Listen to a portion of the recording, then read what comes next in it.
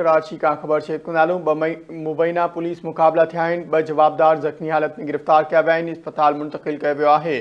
खोखरा पार में मुबैना पुलिस मुक़ाबलो थियो आहे। 1 जवाबदार ज़ख़्मी हालत में गिरफ़्तार कयो वियो आहे। 5 स्टार ग्राउंड वटि मुक़ाबले में जवाबदार वज़ीर खे ज़ख़्मी हालत में गिरफ़्तार कयो वियो आहे। कोरंगी कोस्ट गार्ड चौरंगी वटि बि मुबैना मुक़ाबलो थियो आहे। जवाबदार ज़ख़्मी हालत में गिरफ़्तार कयो वियो आहे। अस्पताल मुंतक़िल कयो वियो आहे। ख़बर वासा शेयर करियो नादीन। कराची का 2 मुबैना पुलिस मुक़ाबला थिया आहिनि। 2 जवाबदार ज़ख़्मी हालत में गिरफ़्तार कया विया आहिनि। अस्पताल मुंतक़िल कयो वियो आहे। खोखरा पार में मुबैना पुलिस मुक़ाबलो थियो आहे। 1 जवाबदार ज़ख़्मी हालत में गिरफ़्तार कयो वियो आहे। 5 स्टार ग्राउंड वटि मुक़ाबले में जवाबदार वज़ीर खे ज़ख़्मी हालत में गिरफ़्तार कयो वियो आहे। कोरंगी कोस्ट गार्ड चौरंगी वटि मुबैना मुक़ाबलो थियो आहे। जवाबदार ज़ख़्मी हालत में गिरफ़्तार कयो वियो आहे। अस्पताल मुंतक़िल कयो वियो आहे।